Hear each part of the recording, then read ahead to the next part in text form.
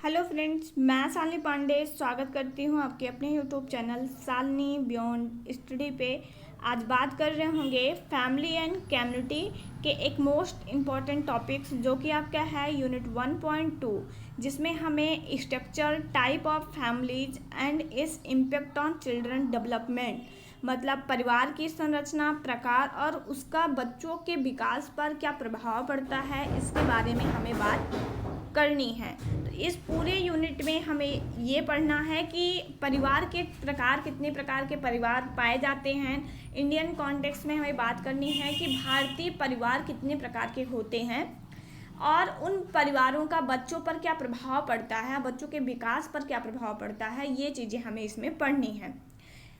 इसके जस्ट पहले की वीडियो देखकर ही आप ये वीडियो देखिए, ये मेरी आपसे रिक्वेस्ट है, क्योंकि जब आप वो वीडियो देखेंगे, जैसे यूनिट 1.1 देखेंगे जिसमें मैंने आपको परिवार के मतलब परिवार क्या होता है, उसकी क्या क्या विशेषताएं होती हैं वो बताया था, तो ये बातें जो हैं आपको बेहतर ढंग से समझ में आ जाएंगी। इसीलिए आप वो प्रीवियस वीडियो देखकर ही ये वीडियो देखिएगा। अब हम सबसे पहले बात करेंगे सीधे परिवार के प्रकार के बारे में। हमने आपको परिवार क्या होता है, विशेषताएं क्या हैं, वो आपके इससे पिछले वाले वीडियो में मैंने आपको बताया हुआ है। इस वीडियो में हम सीधे बात करेंगे परिवार के प्रकार के बारे में कि भारतीय परिवार कितने कितने प्रकार के होते हैं। पहला हम बात कर रहे होंगे सत्ता के आधार पर। सत्ता के आधार का मतलब क्या है कि पावर किसके हाथ में है, मतलब जो परिवार है, परिवार को कंट्रोल कौन कर रहा है, इस हिसाब से मतलब परिवार की सत्ता किसके हाथ में है, इस आधार पर परिवार को जो है दो कैटेगरी में डिवाइड किया गया है। पहला है आपका पितृसत्तात्मक, दूसरा है मातृसत्तात्मक परिवार। बहुत इजी है, आपको बस वर्ड को ठीक से देखना है, आप बहुत इजीली बता पाएंगे कि हाँ इस टाइप के परिवार में कौन कौन आता है। पितृसत्तात्मक परिवार में पितृ का मतलब होता है पिता, आप भी जानते हैं, ठीक है। तो पिता, जब कंट्रोल जो है वो पिता के हाथ में रहे, जहाँ पे सारे निर्णय पिता के हाथ में रहे, पिता ले रहा हो, वही परिवार आपका पितृसत्तात्मक परिवार होता है। अगर इसमें हम बात करते हैं तो भारतीय परिवार, अधिकतर भारतीय परिवार जो है वो पितृसत्तात्मक होता है। आपको मैंने एक नोट पॉइंट लिखवाया हुआ था कि जो भारतीय परिवार होता है वो अधिकतर पितृसत्तात्मक ही होता है, ठीक है। तो पितृसत्तात्मक परिवार का मतलब है जिसमें जो परिवार की सत्ता है वो पिता के हाथ में हो। अगला आपका है मातृसत्तात्मक परिवार। वर्ड पे ध्यान दीजिए, दोनों क्लियर हो जाएगा। मातृसत्तात्मक मतलब क्या है, जिसमें माता के कंट्रोल में परिवार हो, ठीक है। मतलब माता जो निर्णय ले वही पूरा परिवार माने, ऐसे ही परिवार को हम कहते हैं मातृसत्तात्मक परिवार। और आज के समय में भारतीय परिवार में ये परिवार आपको बहुत कम देखने को मिलेंगे, मातृसत्तात्मक परिवार कम देखने को मिलते हैं, जबकि अधिकतर आपको पितृसत्तात्मक परिवार देखने को मिलते हैं। अगला हम बात करेंगे वंश के आधार पर। वंश के आधार पर ही जो है मतलब कि परिवार को कुछ कैटेगरी में डिवाइड किया गया है, जैसे मातृवंशावली वाला परिवार। इसका मतलब क्या है कि जिसमें माता का जो वंश है, मतलब जो माता का कास्ट है, उस माता की जात के आधार पे, माता के वंश के आधार पे जब परिवार चल रहा हो, ठीक है, तो ऐसे परिवार को कहते हैं मातृसत्ता, मतलब मातृवंशी परिवार।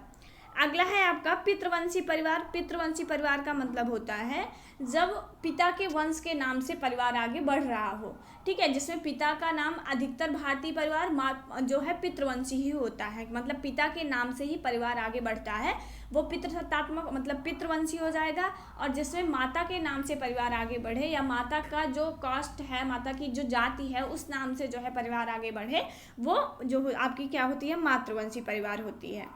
ऐसे ही दो और टाइप के परिवार आपके होते हैं, एक आपका होता है उभयवादी मतलब उभयवाही परिवार, और एक होता है दो नामी परिवार। अब हम बात कर रहे होंगे सबसे पहले कि उभयवाही परिवार क्या होता है। उभयवाही परिवार क्या होता है कि एक ऐसा परिवार जिसमें ना तो माता का जो है माता के वंश से परिवार चल रहा हो, ना तो पिता के वंश से परिवार चल रहा हो, मतलब ना तो माता, इसमें कोई माता का वंश का कोई रोल हो और ना तो पिता के वंश का कोई रोल हो, ठीक है। तो दोनों के रोल के अलावा, दोनों के वंश से नाम से परिवार ना चल रहा हो, किसी तीसरे निकट संबंधी के अगर वंश से परिवार चल रहा है, समझने का प्रयास करें। जैसे मान लीजिए कि परिवार में माता पिता थे और उनके बच्चे थे, किसी वजह से माता पिता का देहांत हो जाता है तो माता और पिता दोनों ही परिवार में नहीं हैं, तो अब जो परिवार को मतलब परिवार का जो वंश चल रहा है तो वो अगर मान लीजिए मामा के नाम से चल रहा है या मतलब मामा के हिसाब से या फिर बुआ के यहाँ से जो है परिवार का वंश चल रहा है, तो ऐसे ही परिवार को हम कहते हैं उभयवाही परिवार।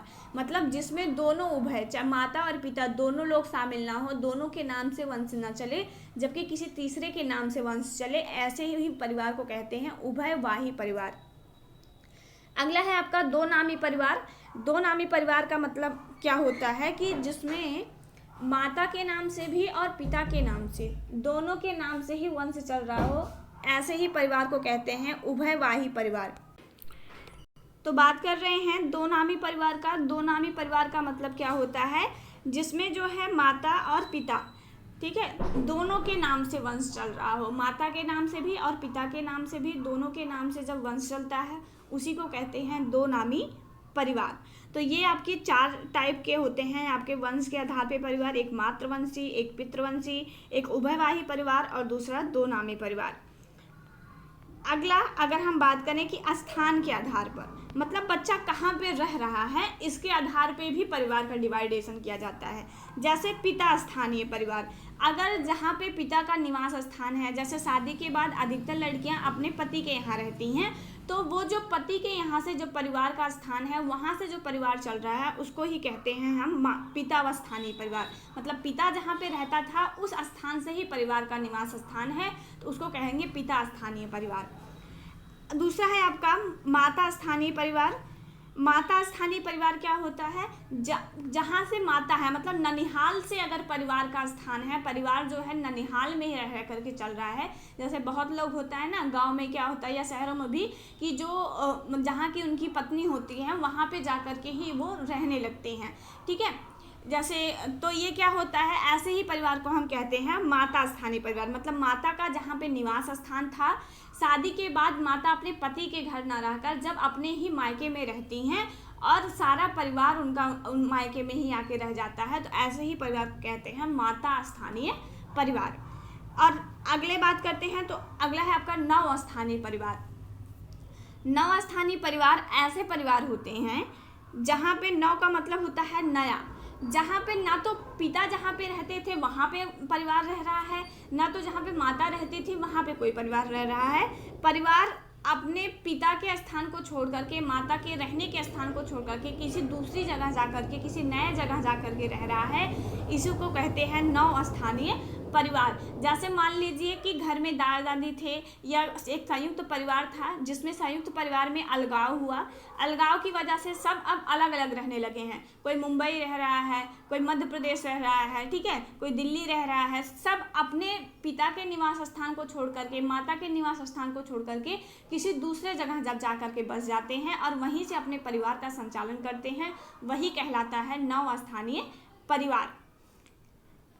और अगर हम बात करते हैं, यहाँ पे एक पॉइंट और नोट कर लीजिएगा आप लोग कि जो अधिकतर एकल परिवार होता है ना, अभी आप एकल परिवार आगे पढ़ेंगे, तो एकल परिवार जो होता है वो अधिकतर नव स्थानीय परिवार ही होता है आपका, ठीक है। तो ये आप ध्यान रखेंगे। अगला है विवाह के आधार पर। विवाह के आधार पर भी परिवार को कुछ भागों में डिवाइड किया गया है। जैसे एक विवाह परिवार जिसमें एक पति जो होता है, मतलब एक मेल जो है एक फीमेल से ही शादी करके रहता है, उसको कहते हैं एक विवाह परिवार। दूसरा आपका होता है बहुविवाह परिवार। जैसे एक मेल जो है वो जब एक से अधिक स्त्रियों के साथ शादी करके एक ही परिवार में रहता है, उसको ही कहते हैं बहुविवाह परिवार। आपसे ये भी पूछा जा सकता है कि एक विवाह परिवार अधिकतर किस समाज में देखने को मिलता है, तो हिंदू समाज जो है वो अधिकतर एक विवाह प्रथा को फॉलो करता है। उसमें जो है एक से ज़्यादा पत्नियों को रखने की अनुमति नहीं है। वहीं पे अगर हम बात करते हैं मुस्लिम विवाह की, मतलब मुस्लिम धर्म की, तो वहाँ पे एक से अधिक पत्नियों को रखने का प्रावधान है। तो ये आप दोनों पॉइंट नोट कर लीजिएगा कि एक विवाह परिवार जो है वो ज़्यादातर हिंदू धर्म में देखने को मिलता है, जबकि जो बहुविवाह परिवार होता है वो ज़्यादातर मुस्लिम धर्म में देखने को मिलता है।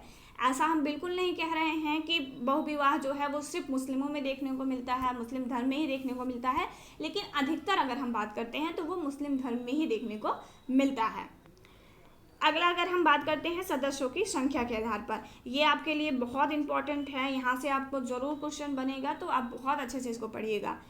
सदस्यों की संख्या के आधार पर एक एकल परिवार होता है, मतलब एकाकी परिवार भी कहते हैं, और एक और नाम है इसका, आप नोट कर लीजिएगा, वो है एकल परिवार, ठीक है, जिसको हम न्यूक्लियर फैमिली बोलते हैं इंग्लिश में।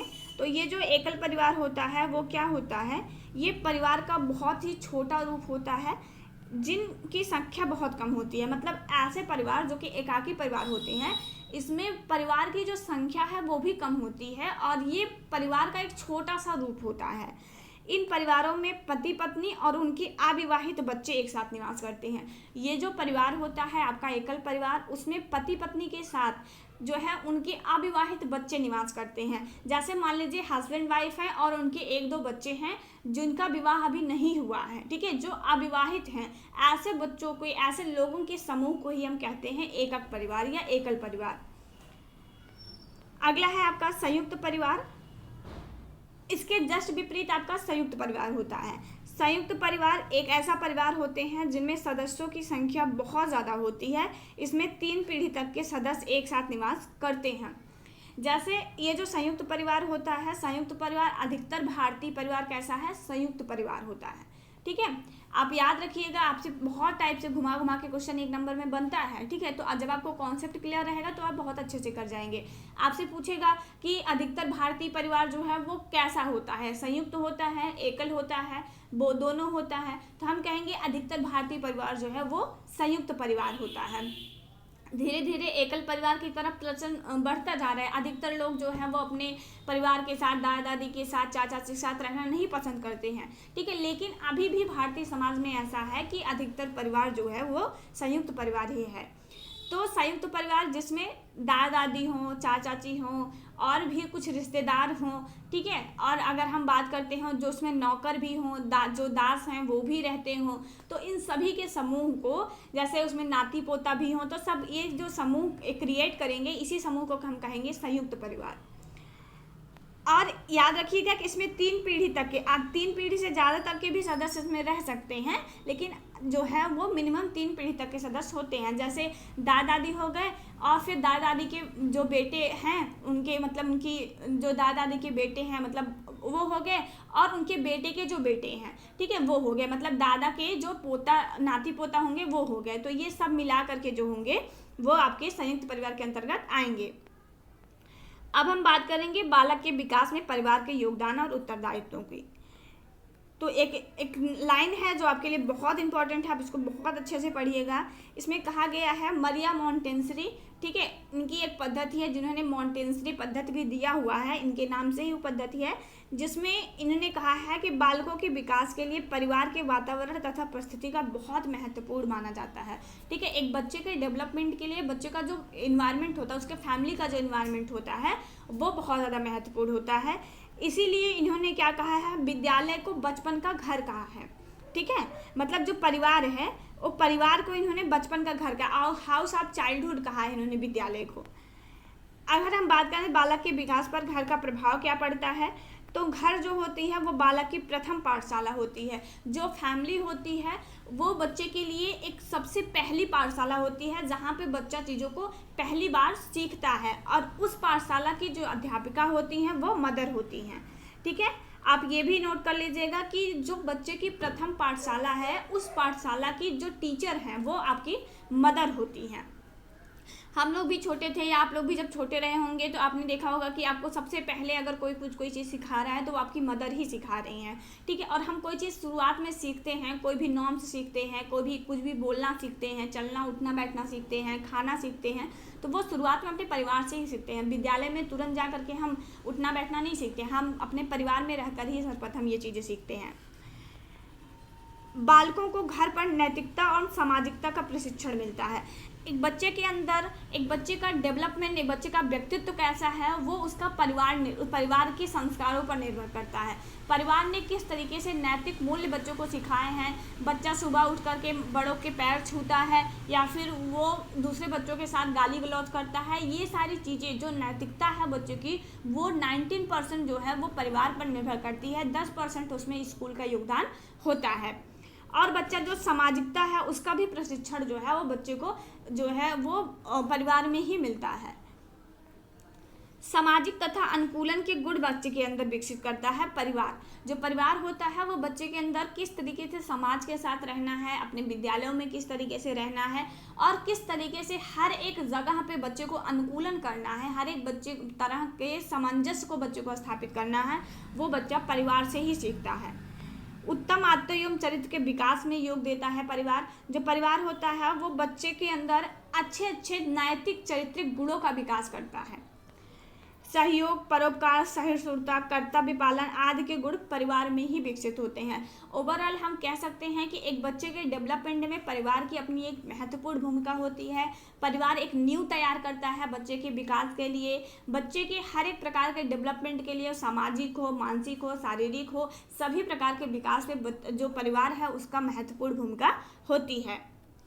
अब हम बात करें एकाकी परिवार के प्रभाव की। देखिए, आप में ऐसा बिल्कुल नहीं दिया गया है कि आप टाइप वाइज पढ़िए, कि आप वंश के आधार पर परिवार के प्रकार पढ़िए तो उसके प्रभाव बच्चे पर बताइए, ऐसा बिल्कुल नहीं है। लेकिन आपसे एग्जाम में क्वेश्चन बना हुआ है, प्रीवियस ईयर देखेंगे तो आप समझ जाएंगे कि उसमें बना हुआ है कि एकाकी परिवार के बच्चों पर पड़ने वाले प्रभाव को बताइए।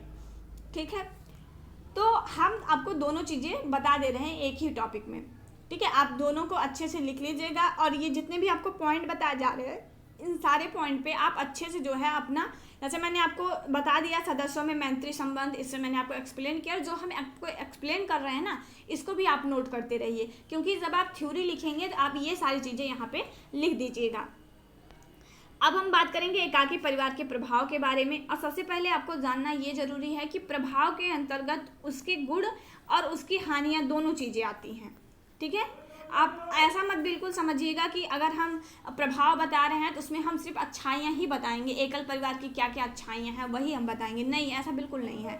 गुण प्रभाव कहने का मतलब है कि उसके क्या दोष हैं और उसके क्या गुण हैं, दोनों को शामिल करते हुए हम प्रभाव को लिखते हैं।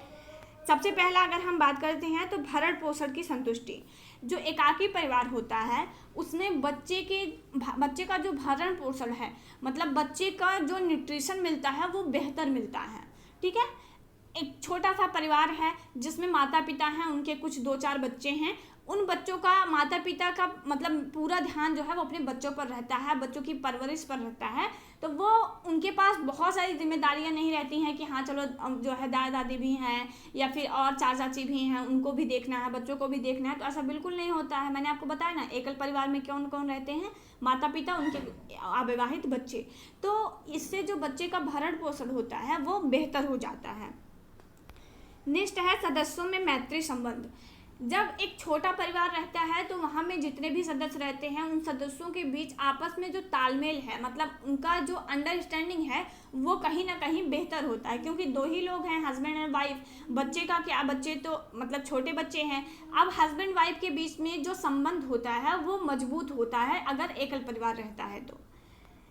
नेक्स्ट बात कर रहे होंगे उचित देखभाल एवं शिक्षा। एकल परिवार में बच्चे को एक अच्छी देखभाल भी मिलती है और ऊपर से एक अच्छी शिक्षा भी बच्चे को देखने को मिल जाती है, मतलब बच्चे का जो शैक्षिक स्तर है वो एकल परिवार में बेहतर होता है। मानसिक तनाव से राहत। ऐसे एकल परिवारों में झगड़ा लड़ाई का भी बहुत ज़्यादा रोल नहीं होता है, क्योंकि 2 ही लोग हैं, हस्बैंड वाइफ हैं, दोनों में मैत्री संबंध है, तो उन दोनों में लड़ाई करने का कोई रीज़न नहीं उनको मिलता है। ठीक है, वैसे तो लड़ाइयाँ होती हैं, वो तो आम बात है, बाकी जो है ये इसमें जो मानसिक तनाव है इसमें थोड़ा सा कम रहता है संयुक्त परिवार की अपेक्षा। अगर हम बात करते हैं तो इसमें परिवार का आकार कैसा होता है, एक छोटा आकार होता है, लघु रूप होता है परिवार का। अगला बात करेंगे संयुक्त परिवार के प्रभाव के बारे में। देखिए, आपको क्या करना है, आपको इन सारे टॉपिक को बस आपको हेडिंग्स याद रखनी है। ठीक है, किस परिवार में किस तरह के चीज़ों, आपको इतना आपको बस अपनी सोच को थोड़ा सा बढ़ाना है। ठीक है, रटना नहीं, एक बार आप पढ़ लीजिए इसको, एक बार वीडियो देख लीजिए, थोड़ा आप कहीं डाउट लग रहा है एक बार दोबारा से देख लीजिए और बस अपने दिमाग से सोचिए कि अगर परिवार का आकार बड़ा है तो क्या क्या परेशानियाँ हो सकती हैं, क्या लाभ हो सकते हैं, छोटा परिवार है तो उसके क्या लाभ क्या दोष हो सकते हैं। ठीक है, बस आपको थोड़ा सा दिमाग लगा के सोचना है, आप बहुत ईजिली कर पाएंगे। अगर इसमें हम बात करते हैं तो इसमें बाल विवाह को प्रोत्साहन मिलता है। जो संयुक्त परिवार होता है उसमें बच्चों की जो शादियां हैं वो छोटी उम्र में कर दी जाती हैं। जैसे मान लीजिए किसी छोटा परिवार है, मतलब संयुक्त परिवार है जिसमें 6 लड़कियां 7 लड़कियां हैं, तो उसमें क्या होता है कि वो लोग ये सोचते हैं कि 6-7 लोग हैं, हमको सभी की शादियां करनी है, तो वो ये उम्र का उतना ध्यान नहीं रखते हैं, छोटी छोटी उम्र में ही लड़कियों के विवाह कर देते हैं, ठीक है, क्योंकि उनके ऊपर प्रेशर ज़्यादा है, ज़्यादा बड़ा परिवार है, सभी को देखना है उनको। तो ऐसे में वो जो लड़कियां होती हैं उनका जब विवाह होता है वो बहुत छोटी उम्र में कर देते हैं, जिससे संयुक्त परिवार में अधिकतर बाल विवाह का जो प्रोत्साहन है वो देखने को मिलता है, जबकि एकल परिवार में ऐसा नहीं मिलता है। एकल परिवार में क्या है, 1 या 2 लड़कियां हैं, बहुत मान लीजिए 3-4 लड़कियां हैं, तब भी उनके ऊपर प्रेशर कम है, ठीक है। तो ये जो बाल विवाह को प्रोत्साहन है वो ज़्यादातर संयुक्त परिवार में देखने को मिलता है। अगला है रूढ़िवादी विचारधारा। इसमें रूढ़िवादी विचारधारा को भी मान्यता मिलती है, क्योंकि 10-12 लोग हैं, सबकी अलग अलग अपनी अपनी सोच है, तो उन सबकी सोच का जो है प्रभाव जो है वो देखने को मिलता है। जैसे लड़कियों की शिक्षा पर रोक लगा देंगे कि नहीं, उनकी लड़की नहीं जाएगी पढ़ने, या हमारी लड़की पढ़ने नहीं जाएगी। तो इसमें जो रूढ़िवादिता है वो आपको देखने को मिलेगी कि लड़कियां घर का काम करें, लड़के हैं उनको पढ़ाई का मौका मिले। जैसे मान लीजिए परिवार में 10 बच्चे हैं, जिसमें से 4 लड़के हैं और 6 लड़कियां हैं, तो वो कहेंगे कि छोड़ो लड़कियों को ना पढ़ाओ, एक काम करो लड़कों को ही पढ़ाओ, क्योंकि उनके ऊपर प्रेशर ज़्यादा है। और आज के समय में ऐसे लोगों मतलब इतने सारे बच्चों का जो है एजुकेशन देखना वो भी अपने आप में एक चुनौतीपूर्ण है, तो वो ज़्यादातर जो है वो इसी को बढ़ावा देंगे कि चलो लड़के हैं ये कमा लेंगे, ये पढ़े लिखेंगे, आगे बढ़ेंगे, लड़कियों का क्या है, शादी कर दो अपने घर चली जाएंगी, उनका पालन पोषण दूसरा कोई देखेगा। तो इसमें रूढ़िवादिता जो विचारधारा है उसको प्रोत्साहन मिलता है। अगर बात करते हैं नेक्स्ट, तो ये है पारिवारिक कलह। संयुक्त परिवार में क्या होता है, पारिवारिक कलह भी ज़्यादा होता है, मतलब सारी घर के कामों की सारी जिम्मेदारी लड़कियों की है, मतलब महिलाओं की है, और बाहर के कामों की सारी जिम्मेदारी पुरुषों की है। अब मान लीजिए 2-4 लोग हैं जिसमें देवरानी जेठानी सब रहती हैं, तो वो 1-2 लोग काम करेंगी, 1-2 लोग नहीं करेंगी, इस वजह से घर में लड़ाई झगड़ा भी होगा। आर्थिक तंगी भी रहती है, क्योंकि इतने बड़े परिवार को कोई 1-2 लोग ही चला रहे हैं, 1-2 लोग ही बाहर से कमा के लाने वाले हैं और बाकी लोग बैठ के खाने वाले हैं। तो ऐसे में जो आर्थिक तंगी होती है वो भी एक पारिवारिक कलह का एक कारण होती है। तो संयुक्त परिवार में आर्थिक तंगी देखने को मिलती है। नेक्स्ट बात कर रहे होंगे औपचारिक रिश्ते। इसमें बहुत सारी तरह तरह के औपचारिक रिश्ते होते हैं, जैसे चाचा हैं, चाची हैं, फूफा हैं, ठीक है। अगर हम बात कर रहे होंगे दादा दादी हैं, ठीक है। तो इस तरीके से क्या होता है कि बहुत मतलब परिवार के साथ एक बहुत ज़्यादा विस्तृत लोगों का जो रिश्तेदारी है वो आपको देखने को इसमें मिलता है, और लोग जो है एक औपचारिक रिश्ता जो है वो उनके साथ निभाना स्टार्ट कर देते हैं।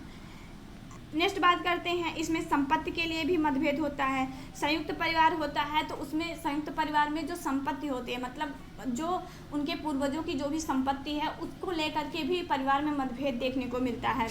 आप सब बहुत बेखूबी इन सारी बातों को समझ रहे होंगे, क्योंकि आप ये सारी चीज़ें अपने समाज में ही देखते हैं, ठीक है। तो बस आपको वहाँ से कोरिलेट करके जो है चीज़ों को समझना है। नेक्स्ट बात कर रहे होंगे, सभी पर मुखिया का नियंत्रण होता है। जैसे संयुक्त परिवार में क्या होता है कि 1-2 लोग ऐसे होते हैं जो पूरे परिवार को नियंत्रित कर रहे होते हैं।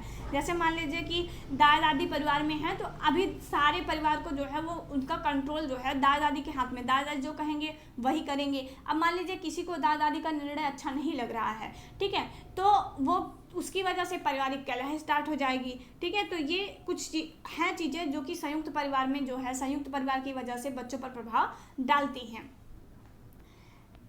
नेक्स्ट बात कर रहे होंगे, इसमें स्त्रियों की दुर्दशा भी होती है। संयुक्त परिवार में क्या है कि सारी घर के कामों की सारी जिम्मेदारी घर की 2-4 स्त्रियों पर रहती है। जैसे मान लीजिए 10-12 लड़कियां हैं, ठीक है, 10-12 लोग हैं परिवार में, लेकिन उसमें 2-4 महिलाएं हैं, तो उसमें से किसी 1-2 महिला पर ही परिवार के सारे कामों की दायित्व रह जाती है, जिसमें स्त्रियों को बहुत ज़्यादा काम करना पड़ता है और उनकी दुर्दशा रहती है। अगर हम बात करते हैं तो इसमें परिवार में अनुशासन तथा नियंत्रण रहता है। बस एक बात इसमें क्या है, मतलब इसकी कुछ विशेषताएं भी हैं, ऐसा नहीं है कि इसके साथ जो है सिर्फ इसके हानियाँ ही हैं। मैंने आपको ऊपर अभी सारे इसके दोष ही बताए हैं, बट अब इसकी हम कुछ अच्छाइयों पर भी बात करेंगे। तो इसमें क्या होता है, परिवार में अनुशासन तथा नियंत्रण होता है। देखिए, घर का कंट्रोल किसी एक के हाथ में रहता है तो बढ़िया अनुशासन रह जाता है, जबकि वहीं पे अगर हम एकल परिवार में देखते हैं तो उसमें सभी को जो है स्वतंत्रता मिलती है। जैसे पत्नी भी अपने निर्णय ले सकती है, पति भी अपना निर्णय ले सकता है, ठीक है, उसमें थोड़ी स्वतंत्रता मिल जाती है, जबकि यहाँ पे स्वतंत्रता कम देखने को मिलती है। और इसमें क्या होता है, अनुशासन किसी एक के हाथ पे रहता है और पूरा परिवार अनुशासित रहता है।